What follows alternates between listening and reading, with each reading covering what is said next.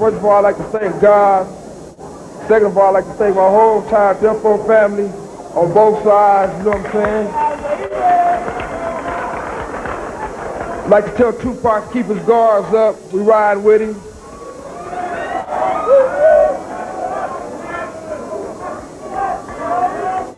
And one other thing I'd like to say, any artist out there want to be an artist and want to stay a star, and don't want to have to worry about the executive producer trying to be all in the video, all on the record, dancing. Come to Death Row.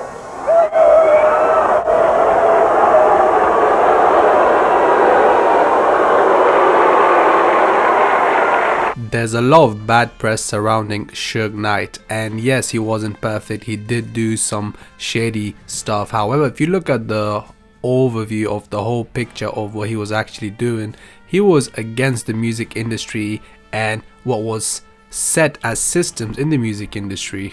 He was one of the first people, or perhaps the first person, to actually come from the outside of the music industry circle and from the hood and actually run things in the music industry.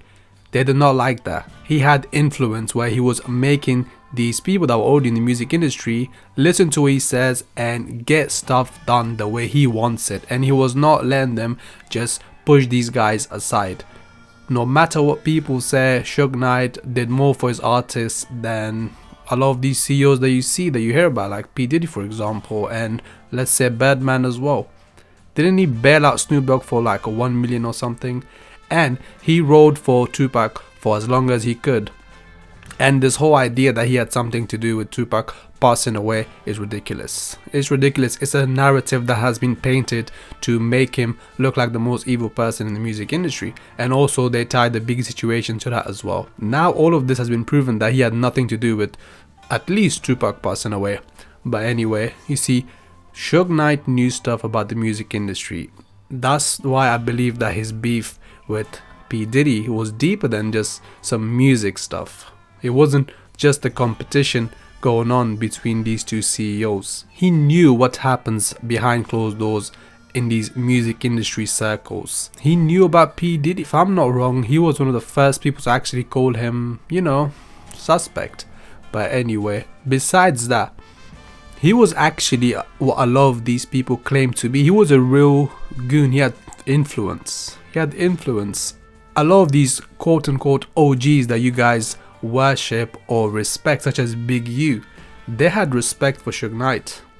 They had respect for him and they rode with him on an equal level, if not more. He was extorting all these rappers that claim to be gangsters because he knew that they were not about that stuff. But now when he's gone to prison, everyone has something to say about Suge Knight. I mean, even if he was out now, I admit that he does not have the same influence that he used to. But all these stories of people talking bad about him started coming when he went to prison.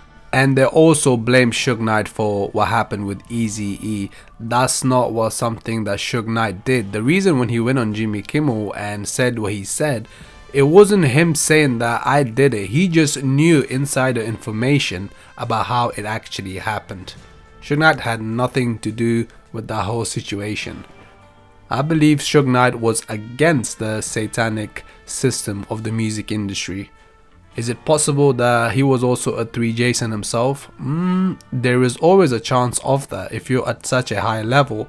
However, the way I look at it is, if he really was a 3 Jason, a fellow 3 Jason, then why was there so much rioting against him in the music industry? Why were all these powerful CEOs and executives trying to get rid of him for the longest?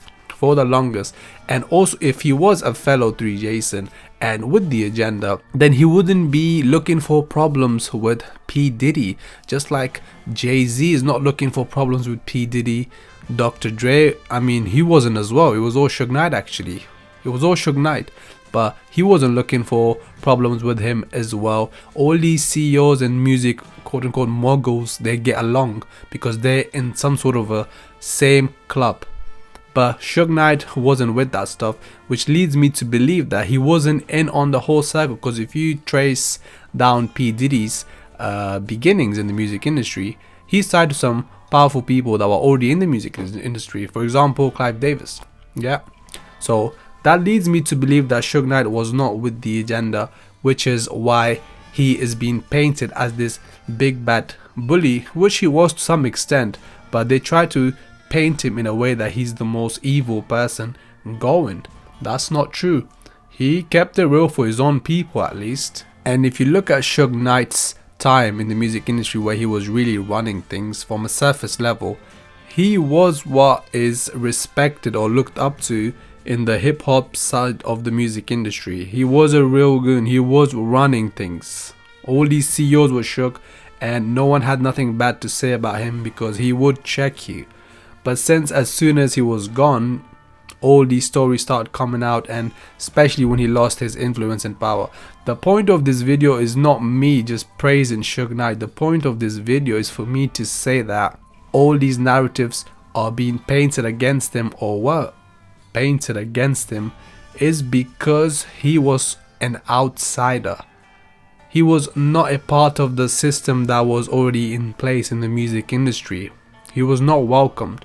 He got in there by force, and he started running stuff, and these people could not do anything about it because he had a lot of influence in California or LA. And whenever there is bad narratives painted about someone, that's when you have to look at it deeply. If you keep seeing that bad narratives are being painted against someone from every side, basically, you have to kind of step back and look at this more deeply to say, what's actually going on here? What's really going on here? They were clearly trying to ruin his reputation and make him look as bad as possible, so he could possibly never come back into the music industry. Because this time, if he comes back, he's going to learn even more, and he might actually try to expose it fully. I believe that in a weird way, in his own way, Suge Knight was against the satanic system in the music industry. But at the end of the day, when it comes to people in the music industry, especially at his level, you can never know whether they are in it or not. Nowadays, whoever's at that level is with the whole system, yeah? They're with the system. But back in the day, things were slightly different. Some people will fall through the cracks and get in there without actually having to do all this stuff. So, which leads me to believe that there's a high possibility that Suge Knight wasn't in the inner crew of the music industry, which is why his whole image was tarnished and all these crazy situations were tied to him. If you go to Sony, if it's Universal, Universal owns Interscope, Universal owns Polygram, Universal owns A&M, Universal owns Def Jam, all that stuff. So Def Jam owns Rockefeller. So Universal owns Rockefeller. Universal owns everybody. Thanks for listening. I'm out. Peace.